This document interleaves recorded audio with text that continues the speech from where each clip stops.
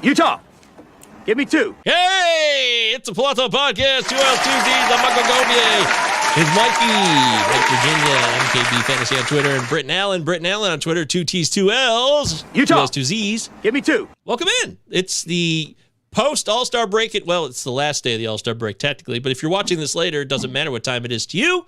We are live, and today we're going to talk about second half call-outs. We're going to call our shots, make predictions, and give it to you straight. Hopefully give you some nuggets, some info that is useful to you and not just the same old schlock that you get everywhere else, right? We want to offer you something different here, and hopefully we do that, although, mistakes are made, and sometimes you yell the secret word, everybody goes crazy, but the question is nobody knows what the secret word is, so either way, welcome in. Mike, how you doing, man? What's going on? Orioles had a fun draft. Are you happy about it? I am. I was actually really, really impressed with our pick after doing a little bit more research. He was not on any of my picks in terms of who I thought they were taking, but he seems like a very Cedric Mullins type player, fast, prototypical center fielder, you know what I mean? So I'm hoping that he advances his hit tool a little bit and gets a little bit more power in his bat, but I was happy putting it mildly. The draft in itself was super fun. I mean, that's probably the biggest buzz draft I think we've seen in a while. But I'm excited for a lot of teams also as well. So it should be fun. Nice little Saturday, Britton. Here we are. Robert Booth is waiting on CES here in the live chat. You guys can always jump in. You know how the live chat works. Britton, I was really appreciative of you being the centerpiece of today's graphic for the show on YouTube. I appreciate that too. Did my agent give that to you? Because that was the headshot that I used when I went for cameo on that TV show, How I Met Your Mother. I don't know if y'all ever saw that, but no, I'd never seen it. That was one episode, and yeah, that's what got me on the show. So that's the picture you sent me, you doofus. If you wanted a better picture, I'm using the ones you give me. So that picture is money. That was gold. Yeah, I laughed so hard. I was like, that's how I look, man. So that's that was really funny there. I appreciate that. You sent it to me. Yeah, that's what I'm going to use. Mike sent me like 10 photos. You should have sent me like 10 photos. There's more options. Little trouble there. But I thought it was hilarious, and we appreciate you being the mascot of the show, Britton. I'm excited today because second half's coming up. Britton, how do you feel about the second half? Is this something you look forward to, or would you rather do something else? Oh, the second half is the best because hope springs eternal. Shout out Alexander Pope, because like the first half's over. Anything could happen in the second half. Like you can be first place and cruising with Acuna, cruising with Spencer Strider. Next thing you know, there's some bad things that happen. I hope nothing does, but in case, all of a sudden fortunes change on a dime. As the movie Jeremy Irons Reversal of Fortune, you never know what's going to happen. So Klaus von, what was that guy's name? Yeah, Klaus. And remember his lawyer was the Harvard professor. God, what was Alan his Dershowitz. name? Alan Dershowitz. Do you understand what I'm trying to say? Yeah. Exactly. That's a movie most people have no idea what we're talking about, I feel like. Reversal of Fortune. It didn't take long for me to get off the trail there, Mike. Sorry. No, you're right. What is that? 4 minutes, 18? Yeah, 4 minutes in. Nice job. Well done. It's a record. It's a record. Lock that in. Yeah, but the second half, so many things can go right. So that's why you got to hang on. You got to believe Ted Lasso. You got to slap the Believe Ted Lasso poster on there because little trouble there. Have you ever seen Reversal of Fortune, Mike? Never. I have no idea what the heck you guys are talking about. It's an excellent film. I believe Jeremy Irons won an Academy Award for that one. Let's check it out. Yeah. Klaus von Bülow. Oh, there you go. Thank you. Finally, we're all waiting on bated breath on that. That just came up. Did it really? Oh, that's amazing. It's incredible what people could do under, great sources of pressure. And some of the people that you meet on the road, there's a lot of people. Really amazing people. Okay, thank you. Yes, there's a lot of people we're going to meet on today's road to the second half, to the World Series, to the playoffs. Looking forward to talking about all of the players that can help you, players that might suck. We'll talk about everything here. It's going to be a lot of fun on today's show. Very excited to do it. And if you missed last week's show, make sure you check out these two bozos. They were talking about a lot of stuff. What happened last week, Mike? We had some fun. We talked a little bit about the first half awards. got to dive into a little bit of who we think is the first half MVPs, the Cy Youngs. Really entertaining show. I had a lot of fun with Britton doing it. It was awesome. And that's putting it mildly. I don't know. I blacked out. It's like having the keys to the car. Like when your dad gives you the keys to the car for the first time. That's what it felt like. It was really. I woke up. There was a cigarette burning in the ashtray. All the lights were on. It was 4 a.m. I don't know what happened, but I know that Mike V got us home. So thank you, Mike. Thank you. I appreciate it. It was fun. Wow. So you woke up like at 4 a.m. and that's what happened? Britton, that's a true story? Not the first time, baby.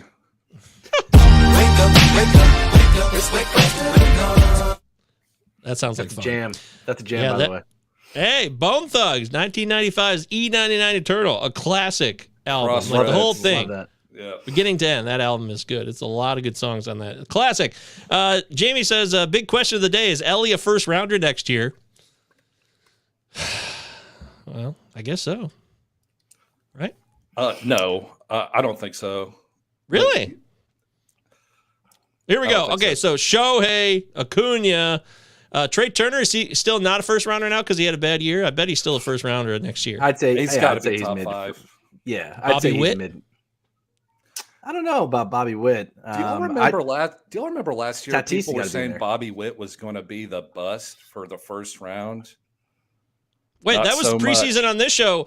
I don't know if he's here today. He's probably not. But next time you hear or see this show, my main man, Jay Wanick, he bet with me a Coke, I guess, in Vegas. We were going to bet a Coke that Bobby Lame Witt bet. would be a bust. And I said he'd be an excellent player this year. And I know that his batting average sucks. His OBP is not good. But the steals are a big help, and the power's okay. He's not a first rounder, but I have to remember the details of that bet. But it did happen on the show, in this live chat, actually. So, very shocking, but true. We'll have Either to way. go through it and do our first round, see where if and Yeah. when Elly falls in that. I hate doing this shit. I don't like doing the first round talk on July 13th. It's a fun question, Jamie. I appreciate it. I know what you're trying to do there. It's like, oh, hey, Elly, De La Cruz, first rounder next year. I'll try to win this year. Why do I give a fuck about 2024 right now? I got shit to do right now. I've got business to tend to, son. Well said. Well said. Yeah. So, speaking of business, oh, wow, that was a natural. I didn't mean to do that. I didn't even mean to do that. I'm not kidding. I didn't. I'm not thinking here. I'm doing 80 things at once. This is all chance. Everything happening here is chance. It's God-given talent, Michael. Own it. All right, so the business time this week, you know the drill, same old stuff. It's gone. What's going on with It's Gone, Britton? It's Gone was actually podcast released today where I channel. Are you a fan of The Clash? Is that Sure. too old? Yeah. Train Should and I Bait? stay? No. Joe Strummer? Yeah. There you go. Should I stay or should I go? I looked at some players that I targeted and drafted, and as we know, it's All-Star break. So I was like, should I let this player go? Should I keep him? MJ Melendez, Jared Kelnick, Taylor Ward, Jorge Mateo, among others that I discussed and that I looked into. So please check it out if you can. It's Gone, and it's published by Sports Ethos. Shout out Joe Arico and Dan at Sports Ethos BB. So thank y'all. Son? Yeah, you got a good laugh on the sun. That's good. All right. Yeah. Son is very derogatory, apparently, but it's also funny. Robert's having a laugh. Good for you, Robert. Glad you're here. Nice to see you, my friend. Robert's a newcomer to the show over the recent times, and you could be too.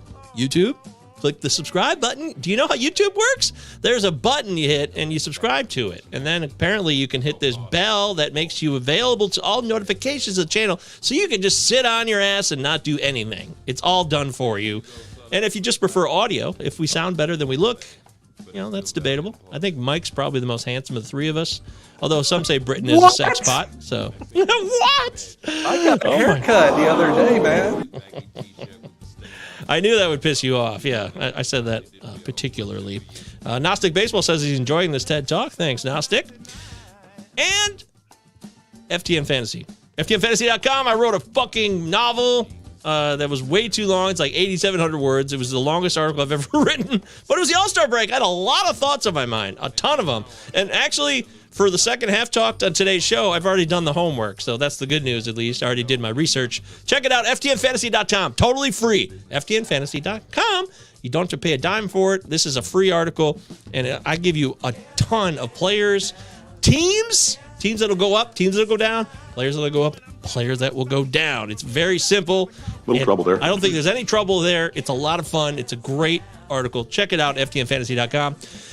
Mike, anything we want to keep up to date on beyond your notes? People should be reading Mike's notes at MKB Fantasy on Twitter. Are you on Threads now, Mike? Are you taking over the notes on Thread? It's so funny. No, it's going to be Twitter exclusively for right now.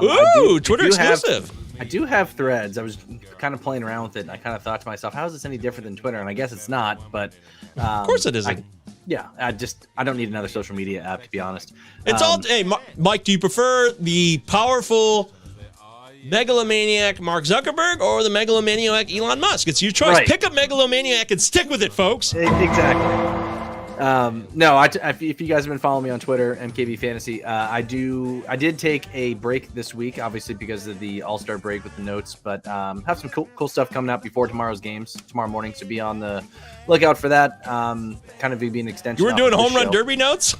No, not home run derby notes. No. Yeah, can't be doing that.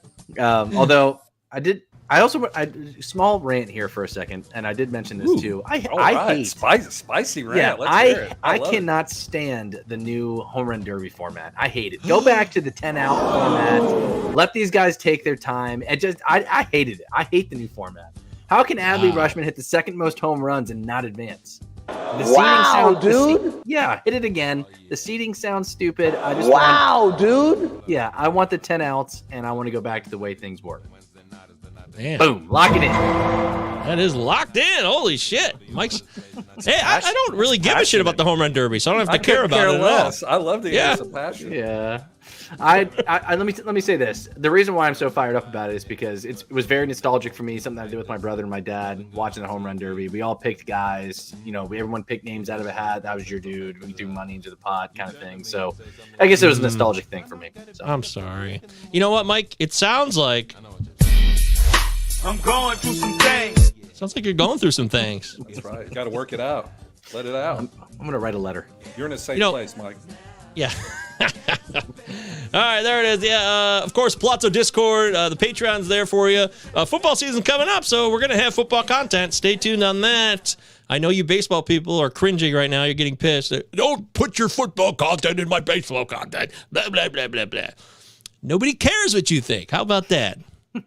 Anyways, let's get into... I love the imitation that you were doing there. What was that exactly? I don't know. Is that what the listeners sound like when they're talking to the podcast?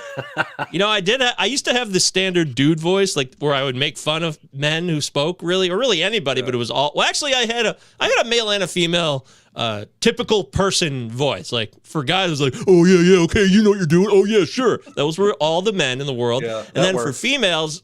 I would talk like this was my mom, I think. Let me make sure I channel the voice right because I don't want to get it wrong. And I'm already treading on dangerous ground anyways. I was going to say, be careful here, buddy. Bring a mom into it? What? Wait, oh yeah, great. Okay, whatever, yeah. No, that's not it. That's not the one. I used to really shit on my mom because she would get in my case, and it was annoying. And everyone's been annoyed by their mother. Sounds like Gargamel from the Smurfs. Yeah, that sounds more like... I don't know what that is. What was the name of the cat on the Smurfs? Gargamel's cat. Azrael. Very good. You cannot stump this guy on pop culture, guys. It's amazing. In my defense, I have two young daughters, so. Right. Nostic Baseball says, I'm offended. That sounded like my mom. I'm sorry. I didn't. I knew I wouldn't get it right. Jamie wants to know, can you guys elaborate on team schedules for the playoffs? I don't pay attention to that. I look at who's hitting hot. It's a great question. Wow. Mike, you have a comment on that? You want to get? Oh, we want to wait. Or we're going to table it. We're going to wait. Yeah, we're going to table that. We're going to get into that. That's a tease. We're going to take it into a commercial break right now. But after this break, we'll be right back with more information.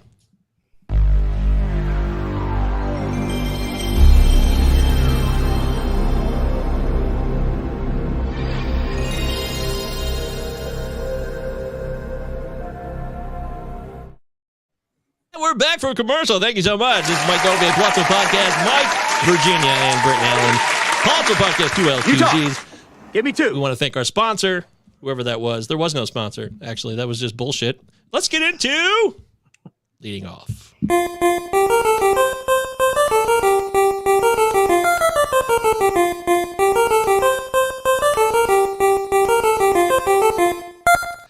Yeah, Gnostic Baseball says, Mike, you said, and I'm Govier, he's Mike, so you're going to have to start distinguishing between the two. It's just easier since there's 2 Mikes.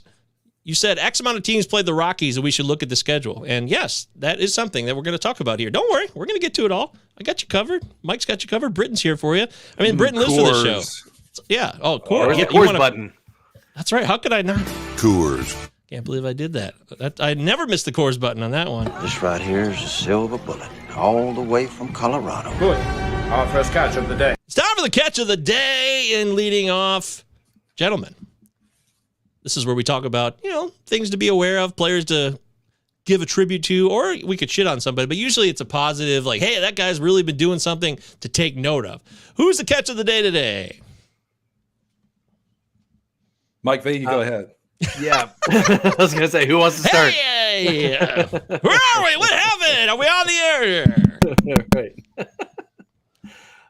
Yeah, for me, when we talk about guys from in the second half, it's to look at some of these guys, and it's kind of not really necessarily have a player in mind, and something we'll get into a little bit later in the show, but it's just start taking a look around some of these guys who are maybe getting impatient with some of these first, second, third round guys and maybe looking to capitalize because we still have a lot of baseball left, a whole second half. So, some of these guys that, again, maybe got off to really bad starts and continued that in the first half and maybe looking to turn it around in the second half. So I just wanted to make that clear, and we'll get into that a little bit later, but something that I'm excited to talk about a little later on.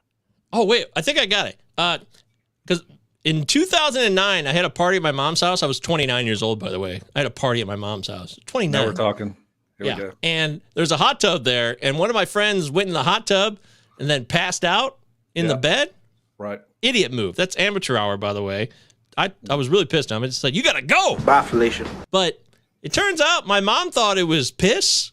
She came home because it was wet. She didn't know it was hot tub water. So she called me up and left me this legendary voicemail. And I remember saying this, and I think I got my mom's voice here. Here we go. Urine-soaked mattress. There we go. There it is. I knew I would find it. I lost it for a minute. I got it. Urine-soaked mattress. That's my mom's voice. There we go. Or at least my version of my mother's voice.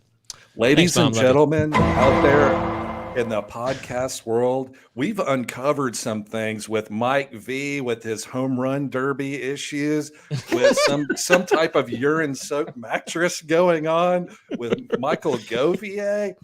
Things are happening.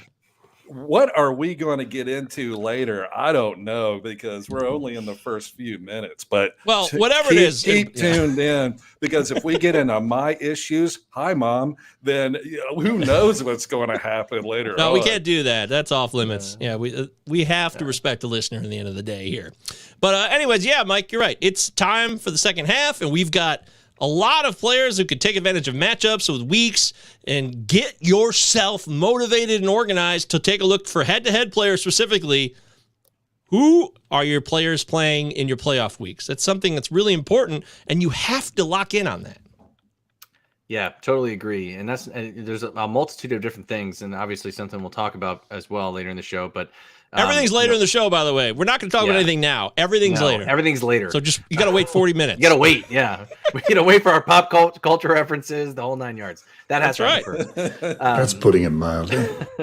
Like Michael talked about, I think this is a thing that gets overlooked a lot, especially in fantasy baseball, because this is right around the season where folks start losing interest. They start getting into fantasy football.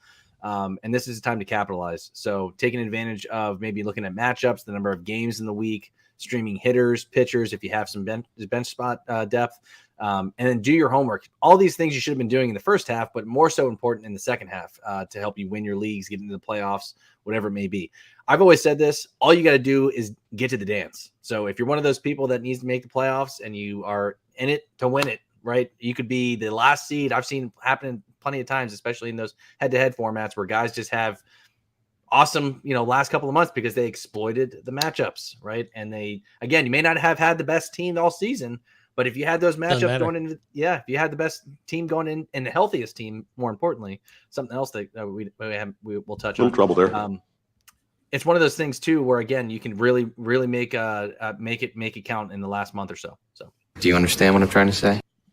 I got it. I love it. That's great stuff. Britton, how do you approach Britton? Do you play head to head, by the way? I do. I love head to head. That's Me one too. of my that's one of my favorite formats. E3? Yay! Hey, do you concur? Yes, we all concur. Should have concurred. Damn it. I love concur. That's a great word. But before I get into that, can I mention a couple quick things? During the All-Star break, Jordan Romano, the closer for the Toronto Blue Jays, was pitching and had back tightness. And literally, Dr. Harris. Yes? Do you concur? Concur with what, sir? With what Dr. Ashland just said. Do you concur? I got everything. I can't believe you have a concur drop. That's so great. And ladies and gentlemen, we did not plan that beforehand. But anyway, so nothing's planned. This thing's all just off the cuff. It's just a total bozo fest. 24/7. Saturday Night Live on a Thursday. So anyway, except we're funnier. Seriously Hands about down. that.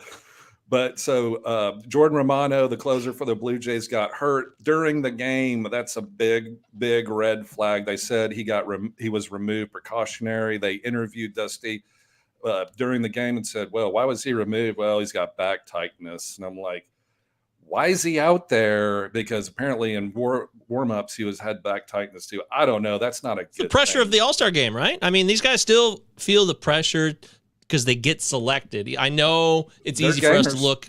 They are. No. Some of them are, some aren't. I'm not blaming anyone for that. I'm just saying that. But is it that serious, though? Do we know it now? No, we don't. But see, that's the point, just to go ahead and get ahead of it, make these spec ads just in case. For all we know, he's going on the IL or Friday whenever, the games start. And they're going to take it easy with him because he's their, big closer. So they're going to, give him a couple weeks, whatever.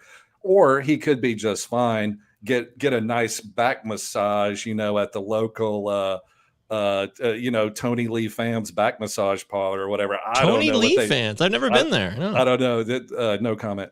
But anyway, so, when I was a teacher, I went to a Thai massage place and everybody immediately made fun of me. I'm like, man, that's not cool. There's plenty of regular people who are Thai who give massages without happy endings. You racist, ethnocentric bigots. I mean, I had to get all these people up in their face and tell them what's what. Anybody awesome. can give a good back massage. You walk into a mall in Middle America and people are getting back massages on those things. No! And 10,000 people are walking past them at the Mall of America going, what is up? But do you do that? Do you go sit in those chairs or actually go talk to those people? When you're walking down the corridor of a mall, you avoid eye contact with all of those middle stores. You keep your head down and you avoid eye contact because there's going to be a phones place, a jewelry thing, a T-shirt hut. Somebody with a helicopter thing. Yeah, all those things. Yeah, you're right. It's just hell on earth. And I'm just trying to get to Mr. Pretzel so my fat ass can eat some salt. Hell on earth. Agree to disagree, my friend. It is a carnival of light there, and it's just what you let in and what you don't. No way. I see ladies with little piranhas eating their dead skin off their feet. I'm like, y'all go, ladies. I walk like this with my hands over my circle of eyes, life. eye contact. Whatever y'all need to do. Anyway, I forgot what I was talking about. Clearly, No, it doesn't matter. Who cares? No one cares. Quote you warmly and accurately. Jordan Romano was actually a target that I was looking at before this all-star business happened. I was like, oh, man, this is a closer I might want to have on my squad because I really like the Blue Jays schedule for my playoff week. And the reason I don't want to talk too much about my playoffs is because my head-to-head league, my home league, BYB, shout out to all those guys, our playoffs start on August 21st. So they're coming up. Wow. Yeah, the last 3 weeks of the season don't mean shit in our league. Yeah. That is coming up. You have to be specific to your league. Do you play to the end of the season? Do you play the week prior and end? It just keeps getting shorter and shorter in BYB for us, and I have to be aware of what the matchups are for August 28th and September 4th because I'm number 1 seed overall right now, and I'm expecting to get the first round bye, and I'm going to bank on missing that first week because I won't be a part of it. So if that all blows up my face, then I'll look like an asshole, but that's what I'm doing. So. Yep. But Jordan Romano, Mike, have you heard anything like updated more? Because I haven't heard anything since it happened. I've heard it was precautionary, and I heard that he's fine. But I mean, like Britton said, I mean, they could come out tomorrow and say, hey, he's going to miss the next couple of games or a week or whatever it may be. I don't know. Maybe back issues linger. So if you play in a saves only league, Eric Swanson might be somebody to target. Yimi Garcia, I think, got one of the save chances in place of Romano on a day off. So it doesn't hurt. Like if you play in a really, really deep league and you have some space, it doesn't hurt to add as a spec ad and try to get one of those guys. So I love that. I love that take, because if you're the Blue Jays, let Romano take a 10-day IL stint right now. Let him take a break and, get that back healthy, because they're looking at postseason, right? They're in contention. And Eric Swanson's the guy to get. He has 21 holds for the Toronto Blue Jays. He's playing well. But if you're listening to this right now, Eric Swanson's already been picked up probably as a spec. But Yimi Garcia might still be out there. And Yimi. And let me tell you, he has been the hottest reliever in that bullpen. I agree. In the past 12 innings pitched, 15 Ks, 1 walk. And the last Toronto save, they gave it to Yimi. It was July, I think the 7th. The one and only Eric Swanson save he's gotten this entire year was June the 4th. So they may keep Swanson. Of course, I'm acting like I know what the Toronto Blue Jays manager is going to do, but they may keep Swanson where he's at in the holds, 8 setup, and let Yimi go close it out. I'm just saying Swanson's probably gone, but though. Yeah. But about time. Let's rip this shit up. That's Yimi Garcia or Yimi. Yeah. Sorry, Yimi. So it's if you have a room on your bench and you're desperate for saves, go pick up Yimi Garcia. It's a straight up scratch off ticket. The odds are 1 in 100 that it's going to turn into plus $2, but whatever. It's the end of the bench. Go give it a shot. There it is, Chad, with the old Trevor Richards call out. There's always some guy who's dying for Trevor Richards to mean something. He's never going to mean anything. Get over it. Live in the now, man. Everybody give it up. That changeup is fun, but it's not going to happen. He doesn't have the consistency and the command to be the guy you want him to be. I've lived it. Yeah. It's a starter, a closer. He's just a middleman. Less pressure, the better for Trevor Richards. Some guys aren't built to last. Duralast style. And that's the bottom line here. Lock that in. Sure. But more than that, more to speak of. What about some other things we should be aware of for the second half here? Mike, what else should we be doing? Yeah, good question. So, I was talking about this with somebody on Twitter the other day, and also with a buddy of mine who's new to fantasy baseball. And what? New people? We don't like new people. Right? No. Oh, we can't have that. We don't want new blood. We want the same old tired people.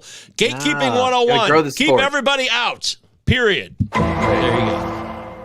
We already talked about, taking advantage of the matchups, late August, early September, guys who are playing at cores, et cetera, et cetera. But, don't be afraid to go out there and put some trades out, put some feels out, evaluate your team, look at what you need in terms of maybe I need another hitter, maybe I need a pitcher, maybe I need closers.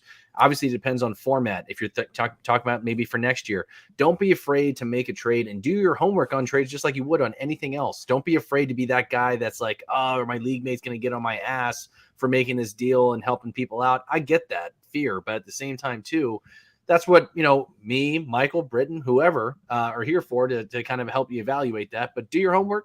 Don't be afraid to make a trade. And then lastly, don't be play the wire. You can talk about this in fantasy football. You can talk about this in baseball. Be ready to strike. Because like Britton had mentioned earlier in the show, don't be that guy. Down.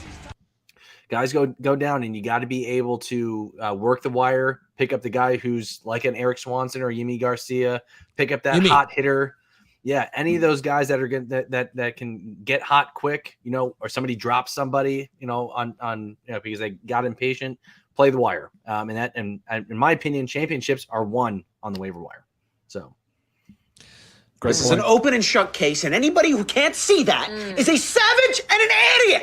There you go. Very simple here on the Palazzo Podcast, 2 L's, 2 Z's. I like it. There was actually a time about 7 years ago, I started a new league, a new fantasy league, and it was a keeper league with like 14 keepers, and it was really exciting because for me and my group of friends, it was progress because we'd been really stodgy and against change. I was always for change, but everybody else was slow to come around. But finally, I got them to come around, and it was it was difficult. You know? Look, I trust you, so I'm just going to lay this right on you. Yeah, so I laid it on him, and we had this league, and there was this big debate because somebody had picked up Yimi Garcia, of all people, prematurely or like against the waiver rules or something. There was some big deal. We called it Yimi Gate. We really did. So I hear Yimi Garcia's name. I immediately think of Yimi Gate from 2016. Never going to go away. It's always a running gag between me and my friends. I think Jordan Romano is a guy that if he's hurt, it's a real problem. I'm worried about that. I also think making trades, look at the weeks ahead. Look at what's coming up, okay? Look at what categories are available to you, which ones aren't. If there's a category you can't win, don't spend all of your precious remaining fab money or waiver wire opportunities to try to make up minimal ground when you can't do it. Just give it up. Go for the categories where you can actually make progress and get points gained. That's a really important thing when it comes to the second half. Am I wrong? No, absolutely not. And Michael, real quick, how do you approach trades with people like in your home league? Do you think it's important to know the guys in your league, how they trade, that kind of thing, or does that not really matter as much? I don't give a shit about them. I guess if you know something about them for strategy purposes and negotiations, that's great. But for me, it's about targeted players. I make a list.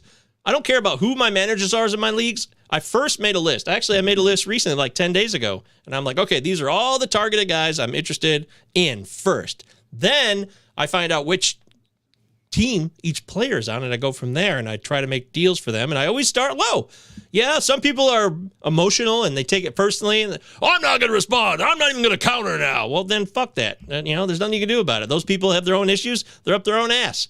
And we can't change their lives. However, most managers will be like, okay, well, that's a shit offer and you're a scumbag. And you say, yes, I am a scumbag, but let's continue to deal. And then you deal, and hopefully you get a deal done. It's about the players more than anything. The players who fit the needs and for the categories or points that I need. There you go. Britton, what's your take on that? How do you approach trades in your league? I do it very diplomatically. Like if it's I have an Ottoneu league, and I'm a total stranger to everybody, so I will DM the manager. You are. And I say, hello, so and so, I hope you're doing well. Is there any chance we first impressions you're matter. buttering their bread, right? You've got to. It takes so little, but it means a lot, like how you present yourself. But that's in that example, if you're in a league where you don't know anybody, you come in there very nice, and it doesn't take much. Just say, hey, how are you? As opposed to, if I get trade offers all the time, and it's like, I need X, you need Y, let's trade. And I'm like, no, let's not. But if it's something nicer, I'm like, okay, well, like we're all human beings. Damn good deal.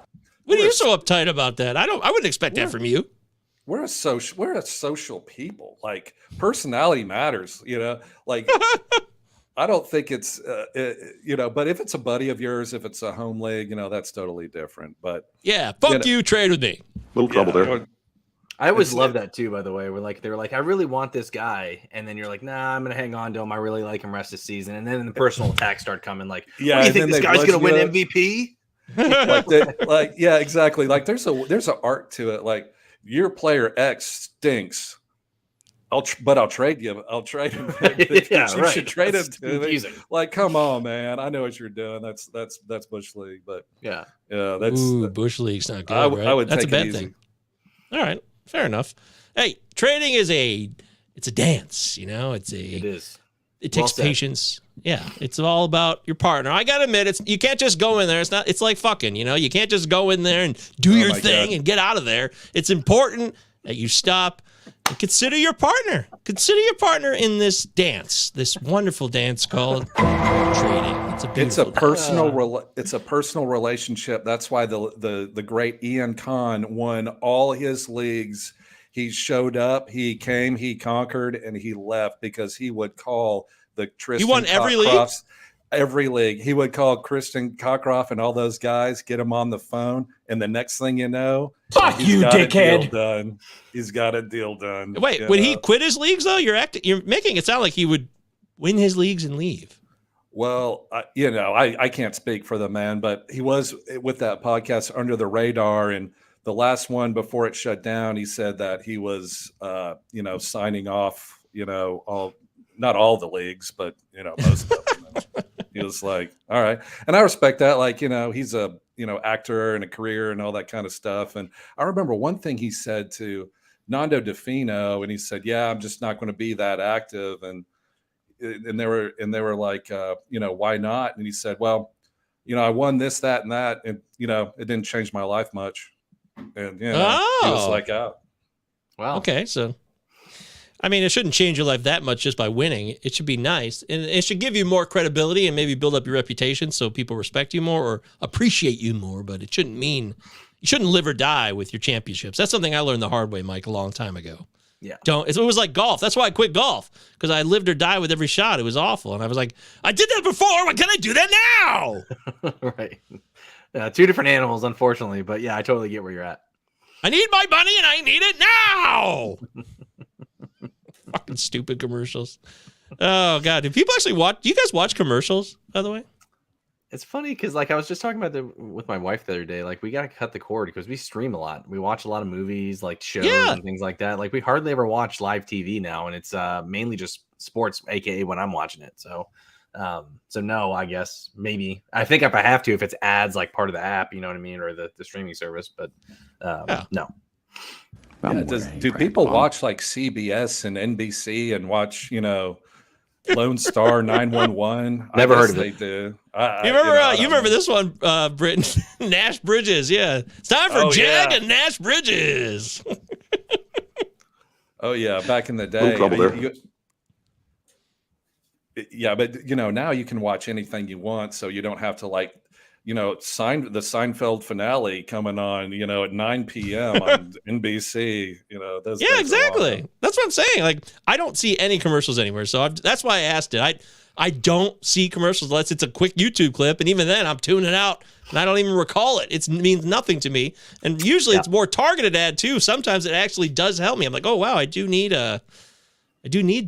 Whatever that. What was something earlier that happened today? I was like, oh wow, they're listening to my calls, or they got everything. They got all my microphones hot 24/7. They know what I need. It was a music website where you could get a license and get access to all this free music. That's what it was. And I was just doing that today on the computer.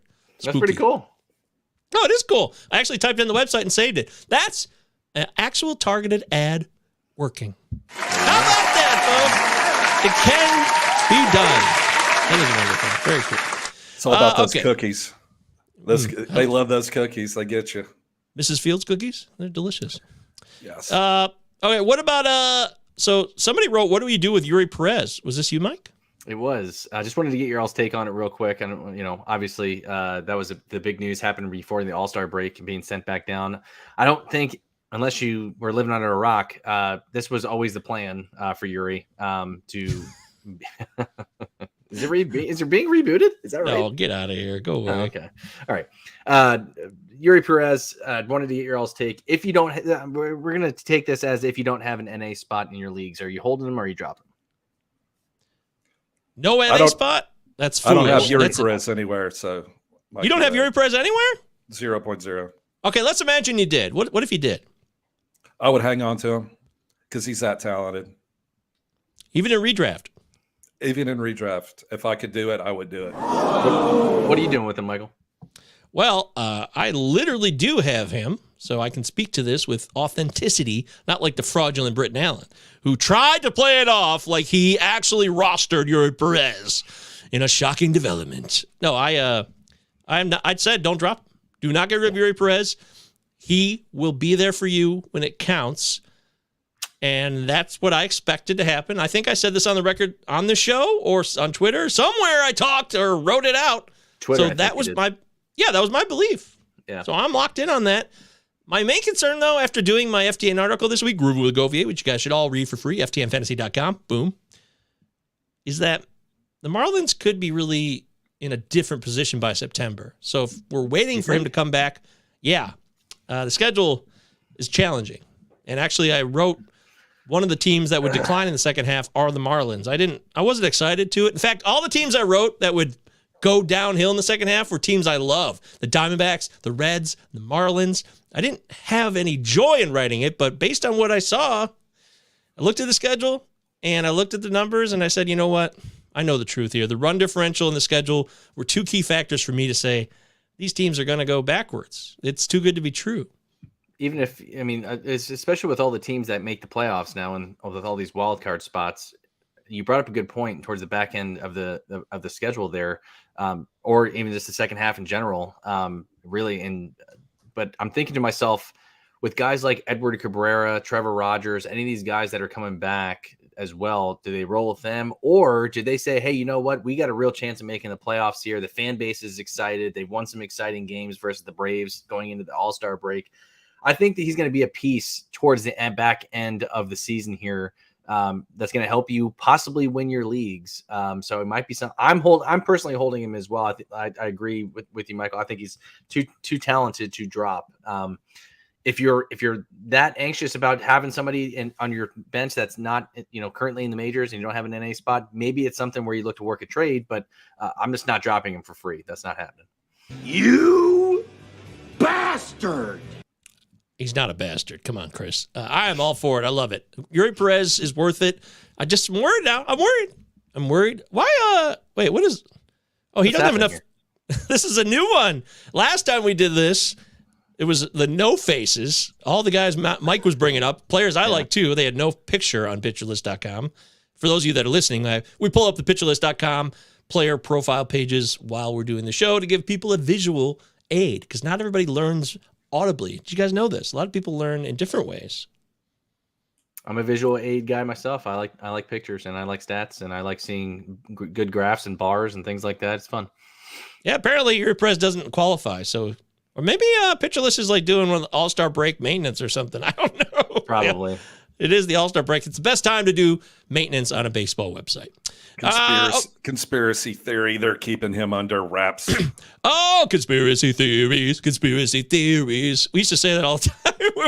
Whenever somebody said conspiracy theory, conspiracy theories. That was our little song for that. What's next on the show, Mike? Where are we going now? Just real quick. We don't have to spend a whole lot of time here because I do want to get into the main course of the show here. Soderstrom and Gelof getting called up for the Athletics. Wanted to know if you guys had any interest in that. Gelof hitting. I don't have any interest in him either. I think I tweeted this out. If I didn't, maybe it's in my drafts and I meant to send it. But I don't have any interest in either of these guys. I think of the two, I'd prefer Soderstrom just because of the power. But I don't like the team context. They're both big strikeout guys, and they whiff a lot. So unless I was really desperate at catcher or middle infield, maybe in some deeper formats, but I'm not rushing out to the wire or spending crazy amounts of fab on either of these guys. But wanted to hear your all's take. Well, we'll hear the take right after these messages. And we're back. Britton, what's your take on Soderstrom and Gelof? I like them both, especially Gandalf. He led the Fellowship of the Ring down that narrow bridge, and that ball shall not pass was coming over, and his staff lit up when he had the hat, and Gandalf struck his staff into the bridge, and down they went. Unfortunately, Zach Gelof probably is down there too. I'm sorry. I hope it's okay. But Tyler Soderstrom is a horse of a different color. He's a real deal. I like Soderstrom a lot. He is a premier hitter. He was successful. He was drafted out of high school. He was successful out of every level. I think he's going to be a good hitter. Now, he is a catcher by trade, but he's going to be one of those deals where it's going to be DH, first base. They're going to play him every day. Billy, being that money ball weirdo, is going to be using him every day. What up, Scott Hatfield or whatever your name was. And so Tyler Soderstrom is a good hitter. He is going to play every day. And the real question too is what happens to my boy, my Rule 5 Ryan Noda? Oh no! I hope. Oh, don't worry about it. Don't worry about it. He's fine. He's my boy. First, he's mine, not yours. He's mine. Now, boys, don't fight.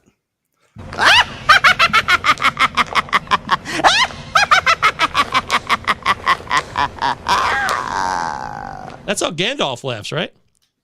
I don't know what that was, but Ryan Noda is just like me, one of those Rule 5, Isle of Misfit toys. Although he wasn't a misfit toy, he got janked out of the Los Angeles Dodgers system because they're too loaded. So anyway, dude, that is janky, dude. You look janky. It got janked up. So I love Tyler Soderstrom. I think he's going to be good. And if he's not, here's the thing. Mike, you and I were talking about this last week before I blacked out. Look, you're buying lottery tickets. These are dates. You're not getting married on the first date. You go out on a date and see how it works. That's Tyler Soderstrom. A few years Where'd you come up with that theory? Trey Turner came up. Reese Hoskins came up. Gary Sanchez legendary. came up. Don't forget, what's his face from the Reds too? That Aristides Aquino, that monster. Oh yeah. What do they call him? The Intimidator or something? The Punisher. He was on an absolute tear. That was so much fun to watch. Oh, that open stance. Look, you got to keep buying these tickets. Long story short, and Tyler Soderstrom is one of those. He's a first-round pick. The reason why he fell all the way down in the first round were some other issues and money stuff that had nothing to do with talent. So if you can get him, go stash him and see what happens, because you never know. Correct me if I'm wrong too. I think we talked about this a couple shows ago, and Michael, I think you talked about this with Ben on the Prospect show. Didn't they both play doesn't the Las Vegas, I can't remember what's the name of Las Vegas Aces, is out their minor league system for the That's A's? the AAA squad, right? Which will soon host the major league team. Yeah. Don't they play in the Pacific Coast League? It tends to be a little bit more hitter friendly. That's correct. So those numbers are going to be a little bit inflated in what they currently have right now. I mean, I know Gelof hit 12 home runs, 20 stolen bases, and Soderstrom was up to 20 home runs before he got called up. But they're both become best friends. Yep. Good movie, by the way. And they're both at over 27% strikeout rates. So not to mention they're going to one of the most pitcher friendly ballparks in baseball in Oakland. So. Like I said, I'm with you, Britton, on that take in terms of punching lottery tickets here. Who knows? Maybe he comes up and they both come up, or one of them come up and just absolutely kill it. Who knows? But if you have the depth or you have a spot on your bench, and it's worth a flyer. So, Chad says Gelof has real Brendan Donovan vibes. I like that. I love me some Brendan Donovan for show. Getting that for show.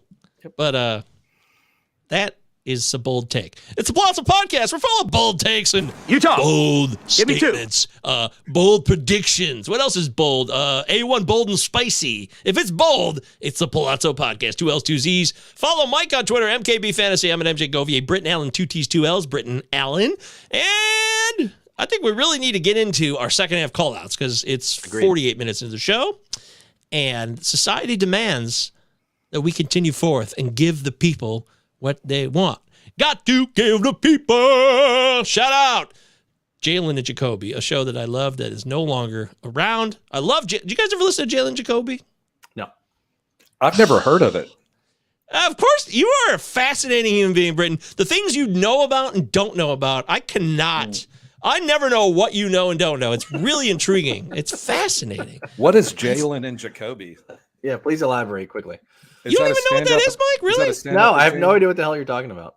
Shit. Jalen Rose. You guys know who Jalen Rose is? Yes. Okay, good. Oh, yeah. Wasn't he from Michigan State or what? Michigan, not Michigan State. Michigan. Yeah, nice job. You did that on purpose. You dick. You got me. Shit, you really got me good. Wow.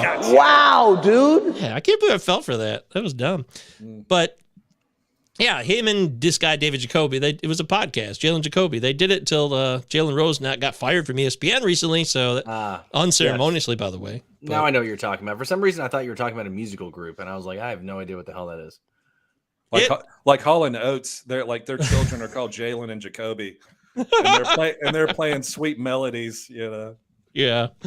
Okay. Anyways, that's a Jalen and Jacoby tribute. Love you guys. Sorry it didn't work out. All right, let's get into second half call-outs. The second half is here, and you need to know who are the players to avoid, who are the players to go get. This call-out, by the way, guys, it could be any type of call-out related to our second half. So it doesn't just have to be good. It could be bad. It could be in between. It could be anything you want it to be. It could be Big Missy Elliott style, if that's what it is, then that's what it'll be. So what was that? Well, I mean, we don't know what she says, right? Elliott song. Yeah, it's like she says something and then they put it in reverse and backwards, and it sounds funny. The one thing that is clear in that song, I think, is if you got a big one, let me search it.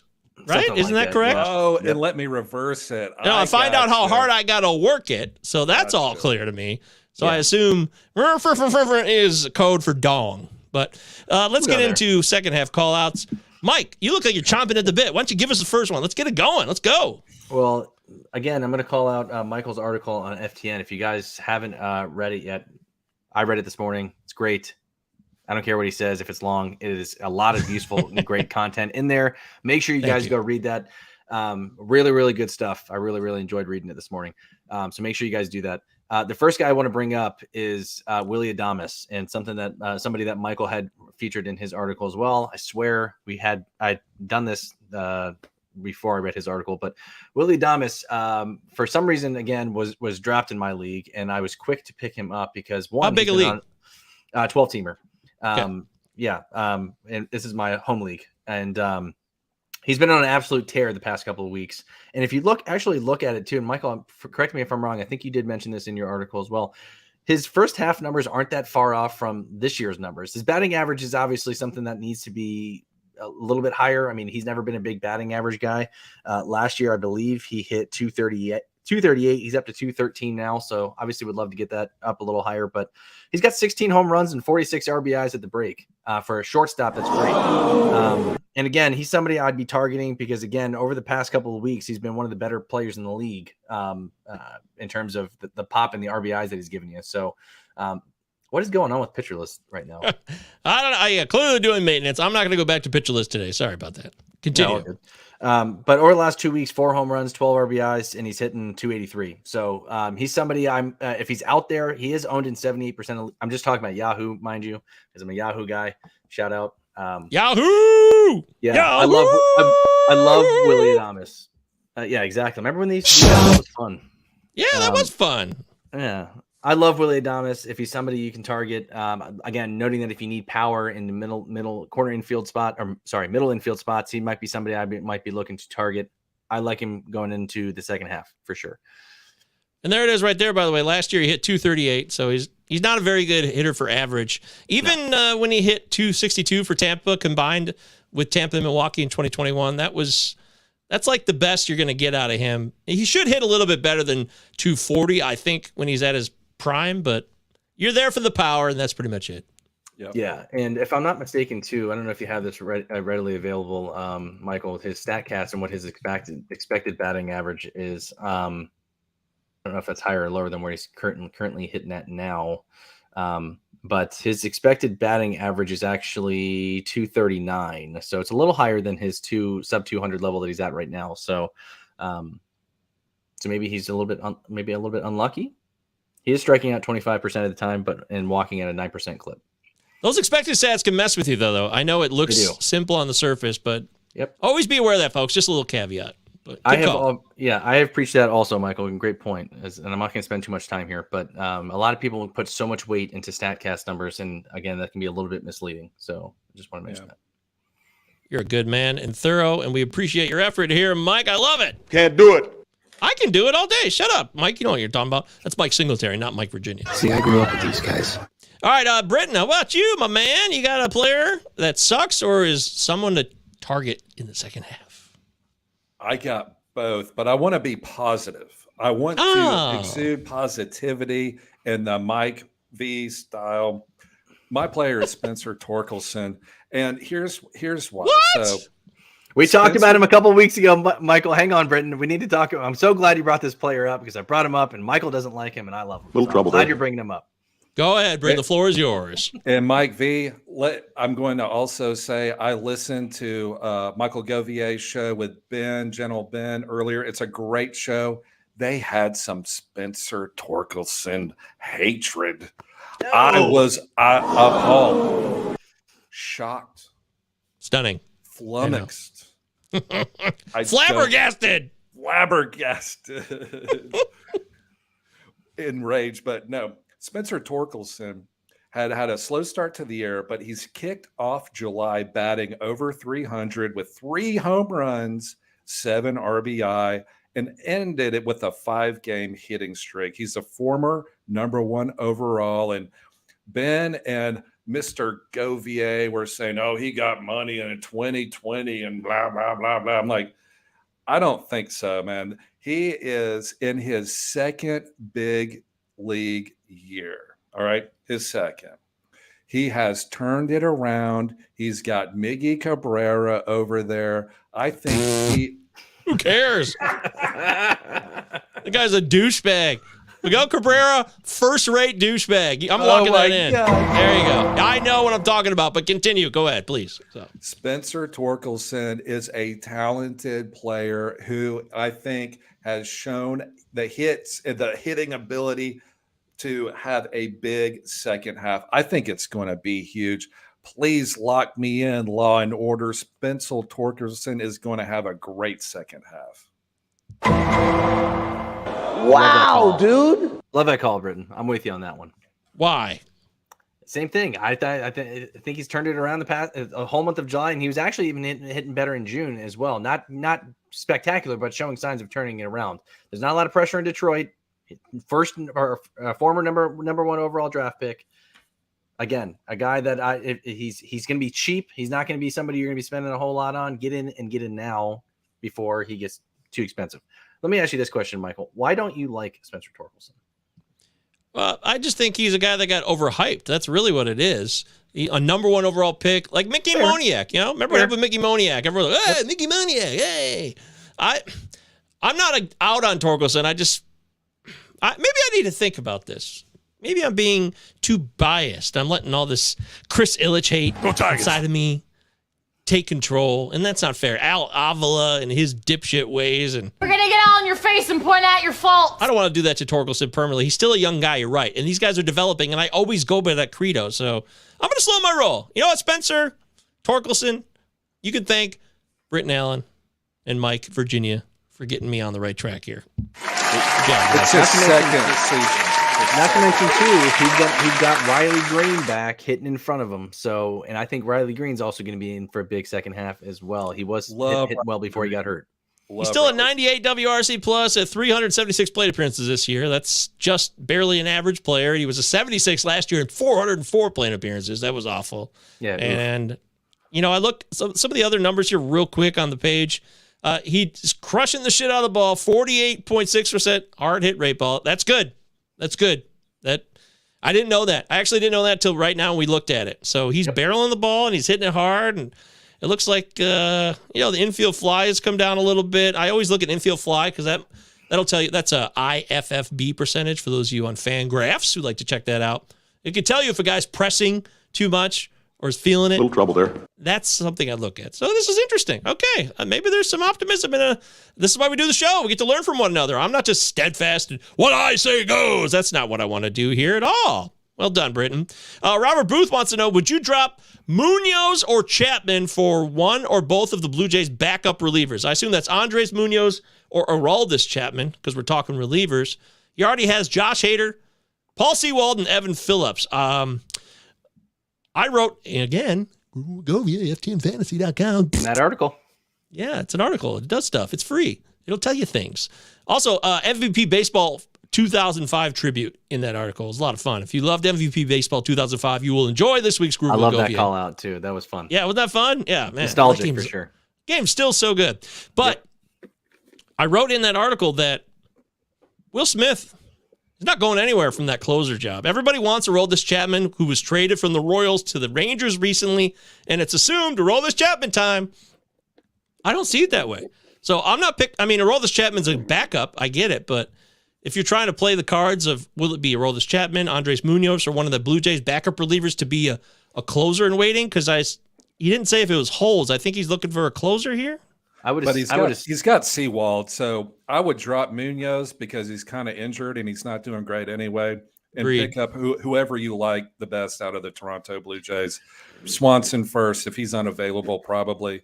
I would drop Michael's favorite reliever, Yemi Garcia, for this isn't the year for Andre Munoz. As hyped as he was, and his stuff is great.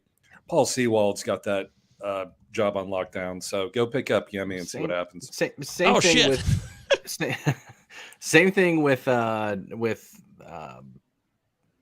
Michael was saying with Will Smith. He's not going anywhere. He's got a long leash. Bruce Bochy loves him. Same thing with Sewald. He's not going anywhere either.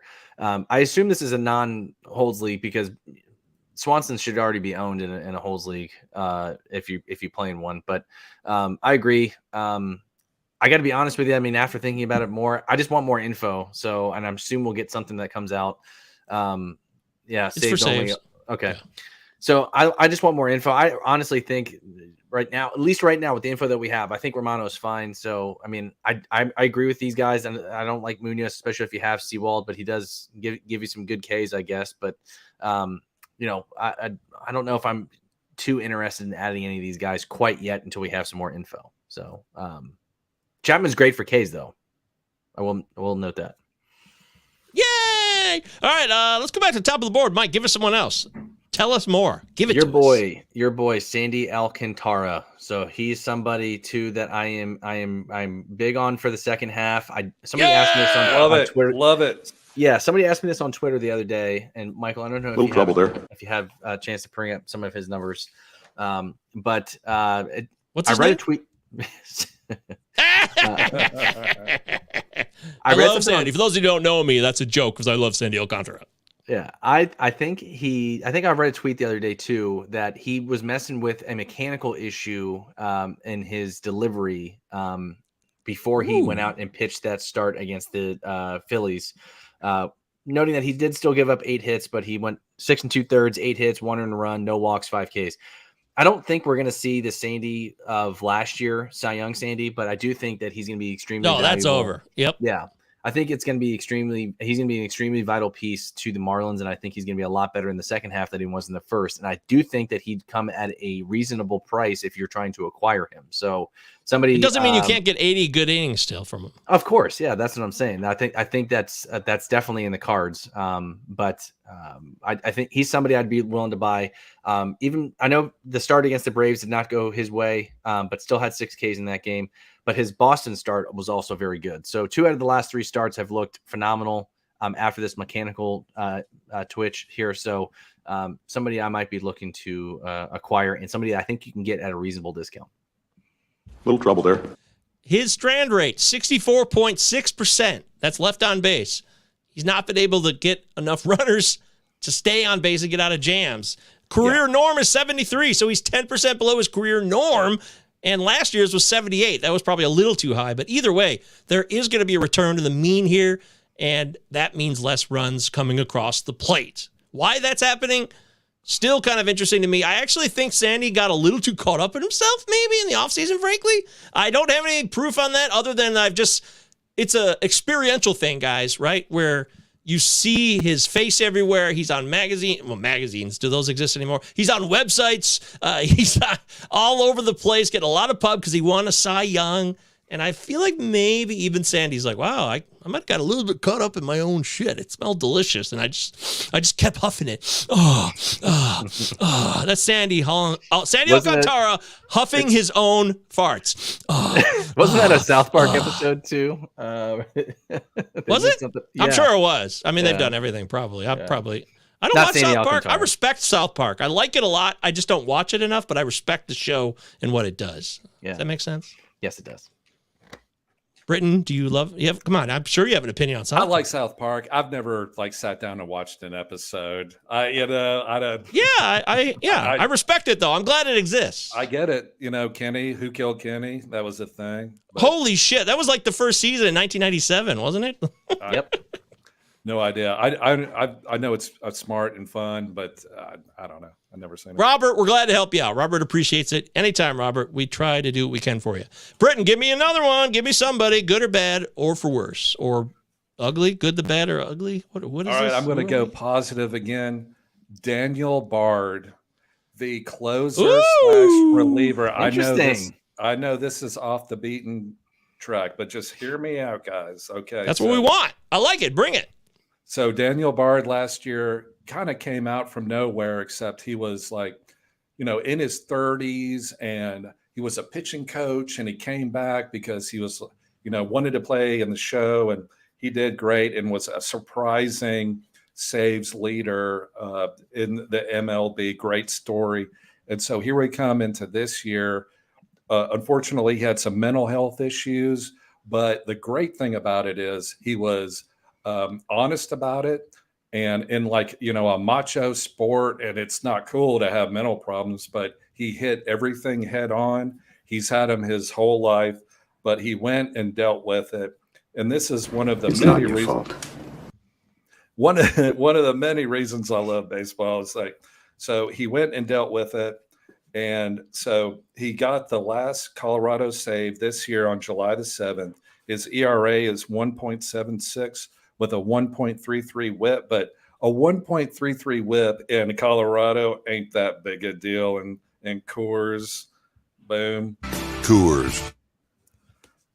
So as we've talked about earlier, there are a lot of home games coming up in Coors, but if you want somebody to root for, Daniel Bard's the guy to root for in baseball. He's moved himself up after having a mental health issue into a high leverage role. He got the last save, and he spoke up about it. It showed a lot of courage.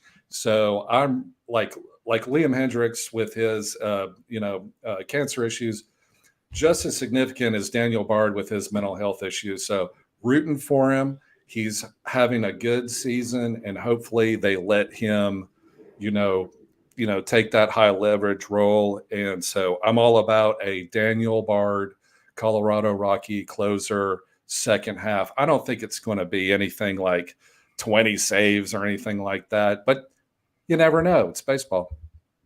Yeah, I was looking at his ground ball rate for the season here, and it was a little concerning because last year he had 52%. The year before that, 42, down to 39 now.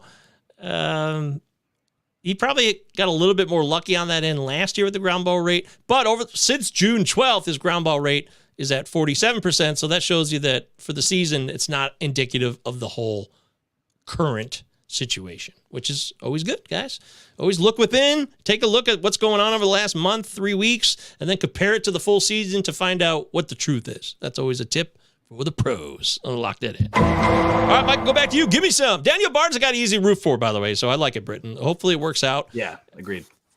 For real. Here's some guys, and just shift it a little bit. Here's some guys that I expect to fall down and come down to earth here and Michael, I believe this guy was also on one of your lists. And I'm going to give you two really quick because I want to get into Britton's guys as well. Bryce Elder and Jorge Soler. One with Bryce Elder, if Michael, if you bring up his recent game log, or his, I think we're on Fangraphs, if I'm not mistaken. Where the hell are we? What happened? Yeah. Who's running this shit? He got lit up by the Rays, and I don't. Yeah, his last start, he only went 3 1/3, gave up 7 runs, and 4 walks. Britton, we talked about him last week. First half, a darling for everybody that picked him up and was reaping the benefits. He was the ERA leader. I don't expect that to continue. I don't think he's as bad as the 7 earned run game, but he had a couple starts in there too. It looks like, the 5 earned run, the 5 and 4 earned run games against the Nationals and the Mets. I think that's probably I think that's probably a little bit more where he's at. I might be looking to sell high on him if you can get something for him. I don't think anybody else is going to be to the expectation that you're going to be able to flip him for somebody of great value, but he's somebody I expect to come back down to earth. Jorge Soler real quick too. He hits lefties extremely well, and not so much against righties. The power has kind of subsided here a little bit. I know he had a couple multi-hit games in there. He's been a good story. He just also has not been healthy for the majority of his career. I think that 41 home run Kansas City season was an outlier. 48. 48. Sorry, I missed 7. He might be somebody I've been looking to sell high on as well. I actually flipped him in my home league, Jorge Soler, for Camilo Doval as I needed. I have him in my home league too, but I haven't traded him. Yeah, I traded him for Camilo Doval. I needed a closer, so I flipped him. So, man, I feel pretty good about that. By the way, I was completely wrong about Camilo Doval preseason. they brought in Tyler, and I thought, he was going to be their closer for the San Francisco Giants. They love him in San Francisco. Camilo Duvall has been awesome. Yeah. With a capital A, baby. It's awesome. Soler's got a 136 WRC plus for the season. He actually literally had the exact same number in his banner 48 home run season, which was also the year of the Juicy Fun Bozo ball. But even if that ball didn't exist, he would have hit 40. He's got prodigious, right? Prodigious power? Is that the word? Prodigious, yes. Yeah, yes, I got it. It's also Cool. prestigious. Prestigious, pre-digits, which is pre-numbers before society learned about math. But Soler is a guy that, yes, he could get hurt, but he's really this good. I mean, look what he did in 2018 in 257 plate appearances. He hit 27 dogs. The guy he goes on home run tears. But if you want to sell at the highest point, you don't believe this will last, I can't argue with you, Mike. I think it's a reasonable expectation, but I trust that he's going to have a full season. And that's just pure speculation. That's all it is. That's all it is, because nobody can predict the future when it comes to injuries at all. You noted as well. I believe the Marlins have a really difficult schedule coming up as well, so it might be something to look at later that we talk about in the show. But society's pissed. Britton, give us someone else. Sir. Keep it coming. Keep it coming. All right, I'll make this quick because I don't like to be negative, but JD Martinez. I don't know if y'all have noticed, he's having a great year. 22 home runs. That makes him top 5 in the NL. Mm-hmm. But if you look at it, his whiff rate, his K rate, and his walk rate are the worst. We're going to get all in your face and point out your faults. Look, JD, I'm glad you're doing well in Los Angeles, but you're at the bottom of the barrel, and those stats that really count. You don't walk, you whiff. You're 1,000 years old. No offense, I'm 1,000 years old. I'm way older than anybody else.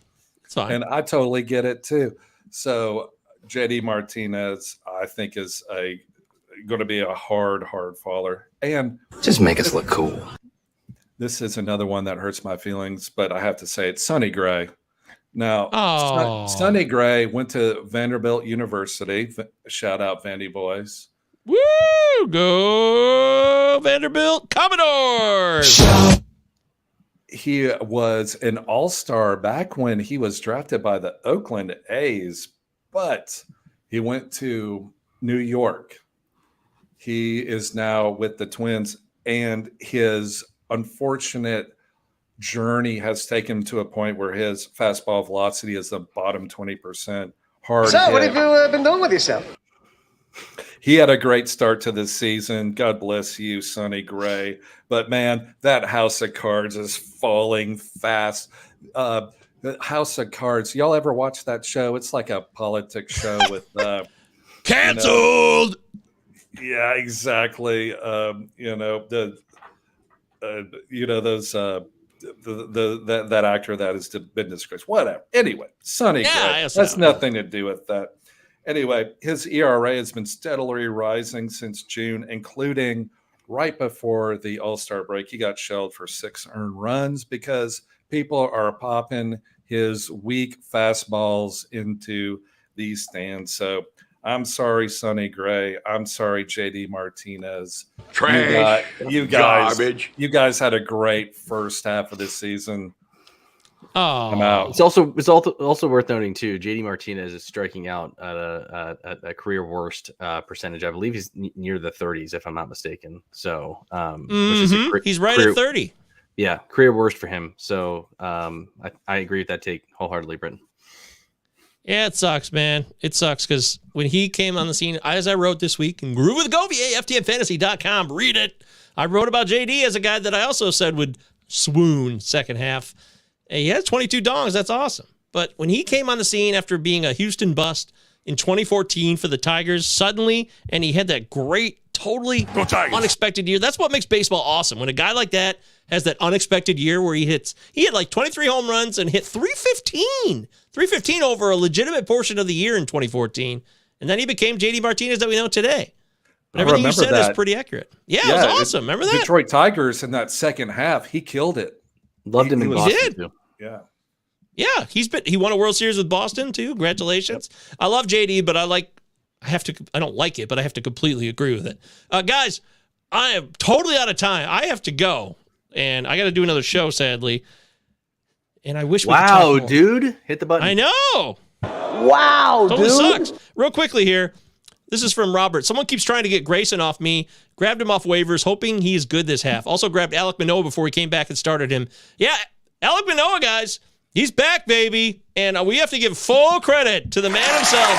Britton Allen on this show said it loud and clear. Pick up Alek Manoah. He's a dynasty. What'd you say? He was a dynasty, like, buy? Oh, he's the ultimate buy low. A guy that finished third in, Cy Young award and having a bad couple starts. Yeah, totally. You did it, dude. You nailed it. Good for you. Fucking awesome. I love that shit. I'm very happy for you. And I was pro not bashing on him too, but I wasn't sure that he would come.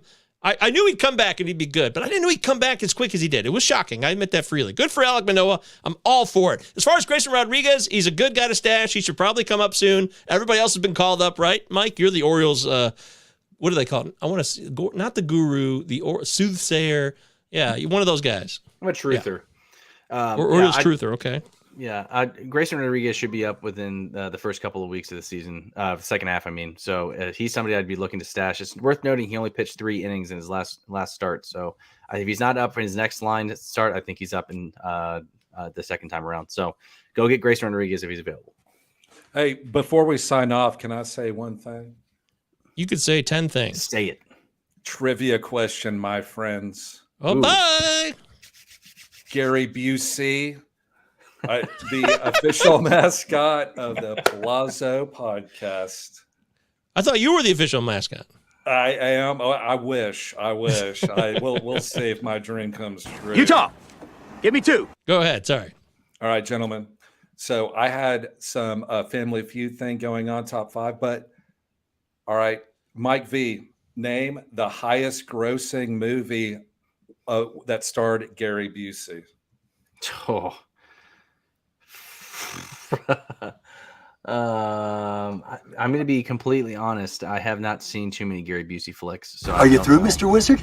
May I give you a hint? It's maybe name a movie where he was like, excuse me, Toodles, Johnny Utah. I would like some hot dogs, please, too. Name it. Is that true? Do you know that? Is that right? Do you know that movie?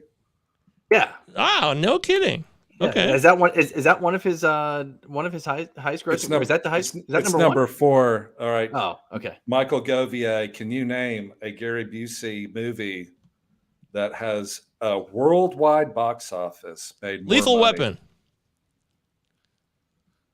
That is number 3. He played Mr. Joshua in 1987. It made $120 million. Number 1 by a landslide. Buddy Holly story. The Rookie of the Year. Oh, The Firm. Yeah. The Firm, directed by Sidney Pollack. Sidney Pollack, who also directed or was in Eyes Wide Shut. Yeah, he acted in that. Also in The Player. Also in The Robert Player. Altman movie. Gary Busey played Eddie Lomax, 1993. That movie, this is 1993, guys. It made $270 million. Where does Good job, Gary Busey. Where does Rookie of the Year fall into that list? It is number. Right, shut up! Everyone, shut up. Number 6. This is great stuff. I would love to hear it, but I gotta go. Robert says, "Thank you. You guys are awesome. Thank you. We love it. Really appreciate that." He says Gavin Williams is a stud. I like Bryce Miller too. Have them both. Okay, I like Gavin Williams more than Bryce Miller second half in redraft. But there's so much more to say. You guys are the best. Point Break is number 2, says Chad, and then Gnostic Baseball says Under Siege is number 2 with Under Siege. Steven Seagal. Correct. Those are awesome, man. Those are fun. All right, we got to turn it over then to Russell Crowe. Hey, I'm going to bail on this. Remember what I said. You guys, this is a technical note. Don't leave your browsers. Leave it because the upload has to happen on our files. So don't leave. Just let this go away for like 10 minutes and then come back. Mike, Britton, Govier, we love you guys. Thank you so much. You guys rule. Russell Thank y'all Crowe for taking listening. us out. We'll catch you guys next time. Palazzo Podcast, 2Ls2Zs. Utah. Right, lads. Now, I know there's not a faint-heart among you. And I know you're as anxious as I am to get into close action. But we must bring him right up beside us before we spring this trap. That will test our nerve. And discipline will count just as much as courage. The Acheron is a tough nut to crack. More than twice our guns, more than twice our numbers. And they will sell their lives dearly. They mean to take us as a prize. And we are worth more to them undamaged. Their greed will be their downfall. England is under threat of invasion. And though we be on the far side of the world, this ship is our home. This ship is England.